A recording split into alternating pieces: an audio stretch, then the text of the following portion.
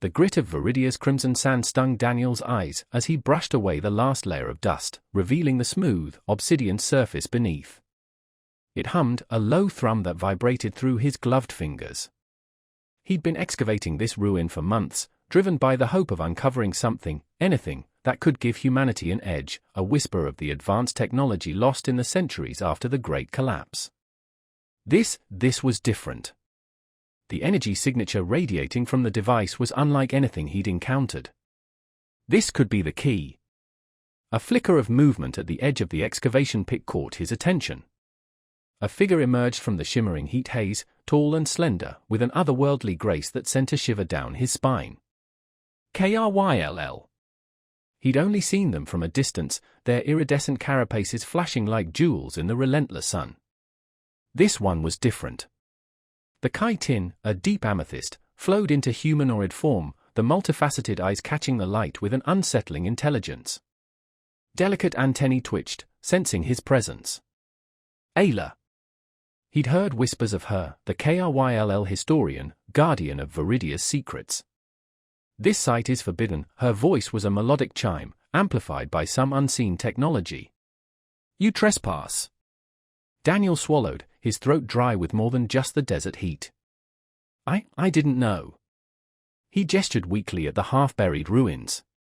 I'm an archaeologist. I'm studying. Studying what you do not understand, Ayla cut him off, her gaze fixed on the humming device. This is not yours to take. He bristled, the familiar sting of human resentment rising in his chest. They always treated humans like children, like scavengers scrabbling for scraps at their table. We have a right to be here, he insisted, his voice hoarse. This planet belongs to no one. Her eyes narrowed, and he saw a flash of something in their depths, not anger, but sorrow? Before he could decipher it, the whine of engines shattered the tense silence. A Novatech transport, guns bristling, descended towards the dig site. They're here for it, Daniel muttered, his heart pounding. He looked at the device, then back at Ayla. He couldn't let them have it, not after all this time. Not after Claire. His wife, lost in the fires of the collapse. This could be their salvation, humanity's salvation. Ayla's antennae twitched again, faster this time, as if picking up some distant signal. They will not hesitate to kill you, she said, her voice strangely calm. He knew she was right. He'd seen Novatech's ruthlessness firsthand. He grabbed the device, tucking it inside his protective pack. Then I run. He didn't expect her to follow. He didn't expect the strange, unsettling feeling of her hand brushing his as she pulled him towards the hidden entrance to a network of ancient tunnels. Her touch sent a jolt through him, not unpleasant, but unnervingly alien. It felt like a current, a silent conversation passing between them. As they plunged into the darkness, the roar of Novatech weaponry echoing behind them, he couldn't shake the feeling that this chance encounter, this fragile alliance born in the shadow of violence, would change everything. Not just his mission, not just his life, but the fate of two species teetering on the edge of a precipice. The air in the oasis hung thick and humid, a stark contrast to the biting dryness of the desert. Lush vegetation surrounded a pool of shimmering water, fed by a subterranean spring. Daniel watched the play of light on the surface, the artifact nestled securely in his pack, its hum a constant reminder of the danger, and the hope it represented. He'd found refuge with the Oasis clan, a group of human survivors who had carved out a precarious existence by bartering water and supplies with both humans and KRYLL. They were wary of him, understandably so. Trust was a rare commodity on Viridia. The KRYLL, they're not what you think, an older woman, her face etched with the harsh lines of survival, said, her voice low. They don't hate us. They just protect what's theirs. Protect this planet, a younger man added, glancing nervously towards the entrance to the oasis. They say it speaks to them. Daniel felt a chill despite the humid air. He dismissed the stories as superstition, but the way Ayla had moved, the strange sadness in her eyes. He'd felt it too, a faint whisper in the sand, a sense of something ancient and powerful watching them. He hadn't expected her to follow him into the tunnels, much less lead him to this hidden sanctuary. He'd expected her to try to take the artifact. But she hadn't. She'd simply watched him, her multifaceted eyes unnervingly perceptive. A rustle of fabric broke through his thoughts. He turned to find Ayla standing at the edge of the pool, her iridescent chitin catching the light like a fallen star. Her presence felt like a change in the air pressure, a silent thrum of energy that made the hairs on his arms stand on end. "You are safe here, for now," she said, her voice soft, but firm. "But Novatech will not give up easily." "I know," Daniel replied, his voice raspy. He felt a sudden urge to tell her everything, about the collapse, about Claire, about the desperate hope he'd placed on this artifact. This could change everything for humanity. Ayla tilted her head, her antennae twitching slightly. Change is not always progress. He took a step closer, the air crackling between them. "My people, we've lost so much." He hesitated, the memory of Claire's face, illuminated by the flames, a roar wound in his heart. We need this chance." Ayla's gaze softened. "Your loss. I feel it." He blinked, surprised. He'd heard whispers of the KRYLL's bioempathic abilities, but to experience it firsthand. He felt a strange vulnerability, as if she could see straight through him, into the deepest, most hidden parts of himself. He reached out, hesitantly, his fingers brushing against her arm. The chitin felt smooth and cool, surprisingly delicate. He half expected her to recoil, but she didn't. She simply met his gaze, her eyes filled with a depth of understanding that took his breath away.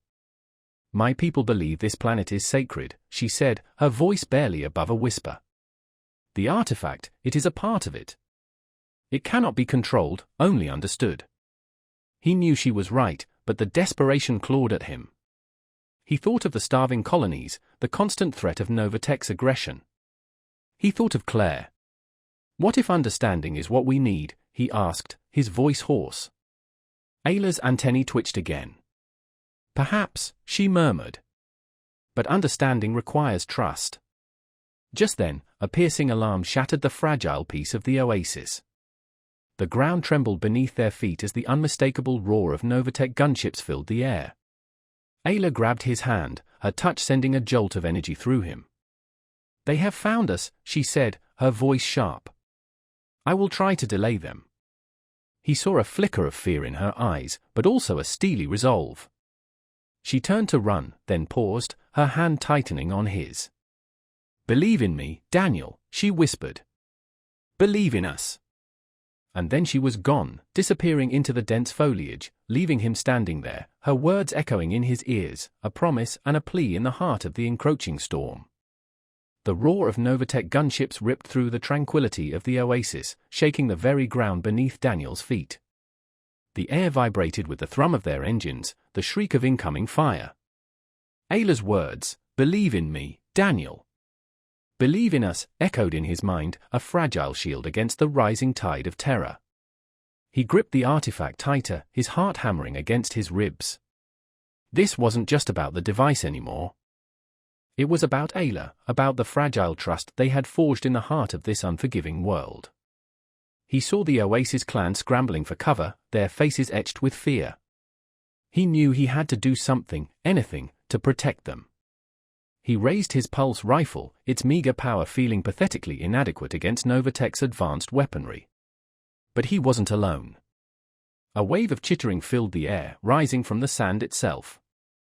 Viridian sandstriders, normally docile creatures, surged from their burrows, their mandibles clicking, their multiple legs carrying them towards the Novatech forces with surprising speed.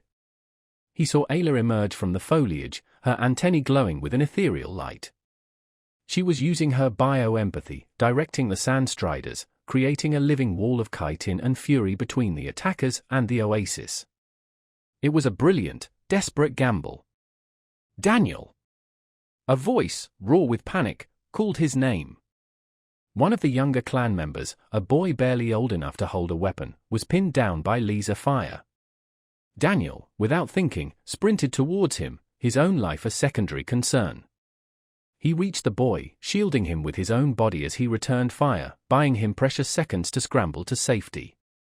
He felt a searing pain in his shoulder, but adrenaline masked the agony.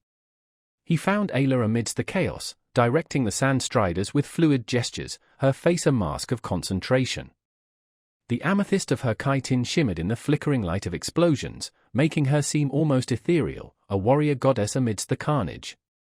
"We have to stop them," he shouted over the din, his voice hoarse. "The artifact," Ayla yelled back, her voice strained. "It's the key. It controls Viridia's weather systems." She gestured towards a hidden chamber carved into the rock face. "We have to get inside." They fought their way towards the chamber, their movements a synchronized dance of desperation and defiance. He saw the Novatech forces faltering, their advanced technology struggling against the unexpected ferocity of the Sandstriders and the Oasis clan's desperate defense. He reached the chamber entrance, Ayla close behind him. He felt her hand brush his, a jolt of connection passing between them, a silent reassurance in the heart of the storm. The touch sent a shiver down his spine, not of fear, but of something more. Inside the chamber, the air thrummed with power. The artifact rested on a pedestal, pulsating with a strange, otherworldly energy. He saw now what Ayla meant. It wasn't a weapon, not a simple power source. It was a conduit, a link between the planet and its ancient guardians. "The KRYLL, we've protected this planet for millennia," Ayla said, her voice echoing in the chamber. "The artifact, it's not meant to be controlled, but to be understood. To be respected." He looked at the artifact, then back at Ayla. His dreams of restoring humanity's lost glory, of avenging Claire's death, seemed small, insignificant in the face of this ancient power, this delicate balance. He thought of the KRYLL's reverence for Viridia, their deep connection to its ecosystem. He thought of Ayla, her courage, her compassion. He knew, with a certainty that settled deep in his soul, that she was right. "What if humanity can help protect it too?" he asked, his voice soft but firm. A flicker of hope ignited in Ayla's multifaceted eyes. She reached out, her hand hesitantly covering his. The touch, alien yet familiar, sent a wave of warmth through him. It was a gesture of trust, of shared purpose. "Perhaps," she whispered, her antennae brushing against his cheek, sending another unexpected shiver down his spine. "Perhaps together, we can find a way." The moment was shattered by a deafening explosion. The chamber shook violently, dust raining down from the ceiling. Novatech had breached the Oasis defenses. "We have to stop them," Daniel said, his voice grim. He felt a surge of protective fury, not just for the Oasis, not just for humanity, but for Ayla, for the fragile hope their connection represented. Ayla nodded, her eyes filled with a steely resolve. Together. They emerged from the chamber, hand in hand, two species united by a shared purpose, a shared destiny, stepping into the heart of the storm. The Oasis, once a vibrant sanctuary, was now a scarred testament to Novatech's ruthlessness.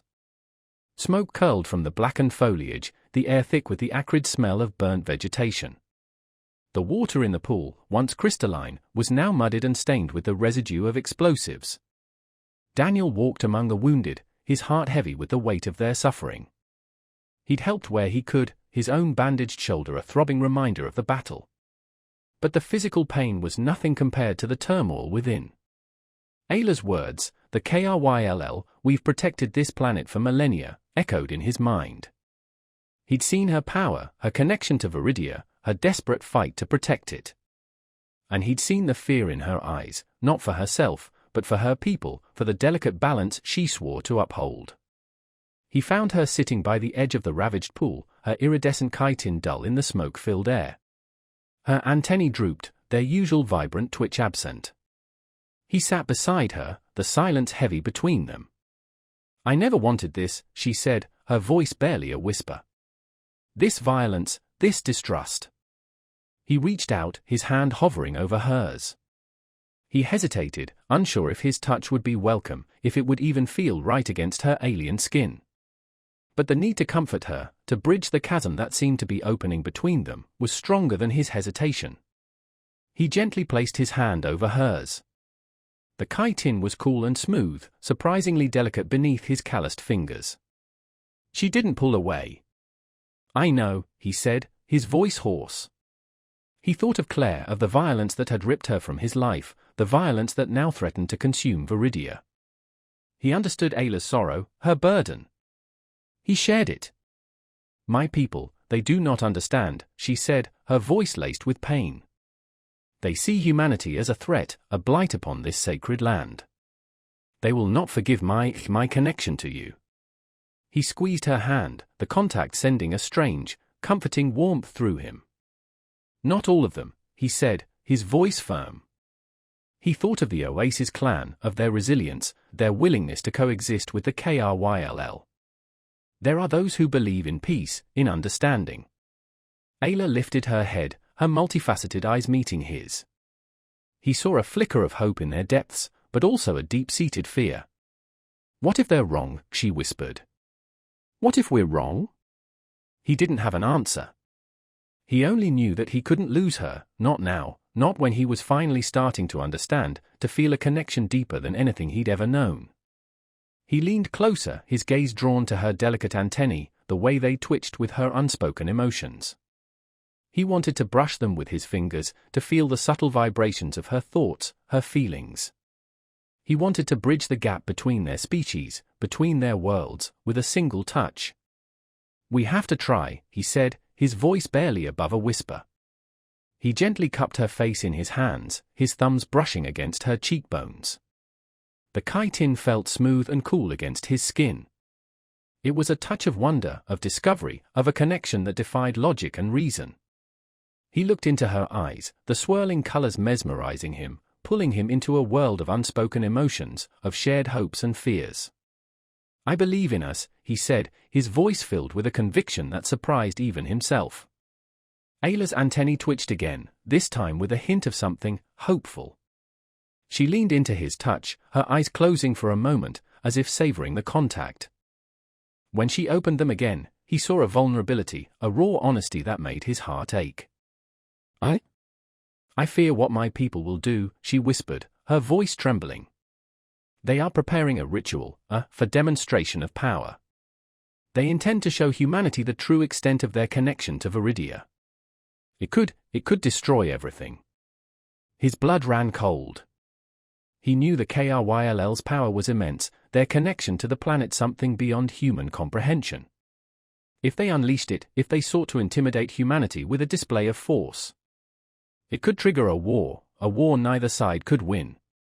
I have to stop them, she said, her voice firm. I have to make them understand. He knew the risks. He knew the KRYLL elders wouldn't take kindly to her defiance, her alliance with a human. But he also knew he couldn't let her go alone. I'm going with you, he said, his voice unwavering. Ayla's eyes widened, a mixture of fear and gratitude swirling in their depths. She reached out, her hand intertwining with his. It was a gesture of trust, of shared purpose, of a love blooming in the ruins of a broken world. Thank you, Daniel, she whispered. Thank you for believing in me. He looked into her eyes, his heart filled with a love that transcended species, that defied logic and reason. I believe in us, he repeated, his voice soft but firm. And together they stepped into the unknown, two souls intertwined, a fragile beacon of hope in the gathering darkness. The KRYLL city hummed with a life unlike anything Daniel had ever encountered. Giant, bioluminescent fungi pulsed with a soft, ethereal light, illuminating the intricate network of tunnels and chambers carved into the living rock. The air, thick with the scent of unfamiliar flora, vibrated with the chittering and clicking of unseen insects. He walked beside Ayla, her hand clasped tightly in his, her presence a reassuring anchor in this alien world. He'd never imagined he'd be here, deep within the KRYLL's sacred city, about to face their elders, their leaders, their judges. He felt a tremor of fear, not for himself, but for Ayla. He knew she was risking everything by bringing him here. They reached a vast chamber, the walls pulsating with a soft, green light. KRYLL elders, their chitin adorned with intricate markings, sat in a circle, their multifaceted eyes fixed on Daniel with unsettling intensity. Ayla stepped forward, her voice ringing with a clarity that cut through the low hum of the city. She spoke in the KRYLL language, a melodic flow of clicks and chirps that resonated with the very air. He couldn't understand the words, but he felt their weight, their power. He saw the elders' antennae twitch, their expressions hardening. He knew she was pleading his case, explaining their alliance, their shared goal of stopping Novatech. Suddenly, the chamber's tranquility was shattered by a piercing alarm. The walls pulsed red, the air vibrating with a sense of urgency. Ayla turned to him, her eyes wide with alarm. "Novatech," she said, her voice strained. "They've launched a preemptive strike. They're attacking the human settlements." His heart lurched. He thought of the Oasis clan, of the other human settlements scattered across Viridia's unforgiving surface. He thought of the fragile peace they'd been working towards, now shattered by Novatech's greed. "We have to stop them," he said, his voice grim. Ayla nodded, her eyes filled with a steely resolve. She turned to the elders, her voice ringing with authority. She spoke again in the KRYLL language, her words sharp, insistent. He saw the elders exchange glances, their antennae twitching rapidly. They were hesitant, distrustful. He knew they saw him as an outsider, a threat. Then Ayla did something that took his breath away. She reached out, her hand touching the smooth, obsidian surface of a pulsating crystal embedded in the chamber wall. It was a gesture of supplication, of complete surrender. He knew she was offering herself as collateral, proving her faith in him, in humanity. The elder's antennae twitched again, this time slower, more thoughtfully. A silent communication passed between them, a weighing of risks, a testing of loyalties. Then, one of the elders, his chitin a deep emerald, nodded. Ayla turned to Daniel, her eyes shining with a mixture of relief and determination. "They will help us," she said. "But we must act quickly." They raced through the city's tunnels, the urgency of their mission pounding in Daniel's veins. He knew he had a choice to make. He could stay with Ayla, help her defend Viridia, or he could try to reach the human settlements, warn them of the attack. He thought of Claire, of his promise to protect humanity, to secure their future. But he also thought of Ayla, of their shared dream of peace, of the love that had bloomed between them in the heart of this alien world. He knew he couldn't leave her, not now, not ever. They emerged from the city into the swirling sands of the desert, the KRYLL's bioships, sleek and organic, rising into the sky above them. He looked at Ayla, her amethyst chitin shimmering in the fading light. He reached out, his fingers tracing the delicate curve of her cheekbone. The touch sent a shiver down his spine, a mixture of wonder and fear. He'd never thought he could feel this way about someone so different, so alien. Yet, here he was, his heart pounding with a love that defied all logic, all reason. "We'll stop them," he said, his voice filled with a conviction that resonated with the ancient whispers of the Viridian sands. Ayla smiled, a rare, beautiful expression that illuminated her face with an otherworldly light. "Together," she whispered, her voice soft but firm. And together, they soared into the sky, two souls intertwined, a fragile beacon of hope against the backdrop of a galactic war. Their future was uncertain, the path ahead fraught with danger. But in that moment, as they flew towards the rising sun, hand in hand, heart to heart, they knew they were not alone. They had each other. And that was enough.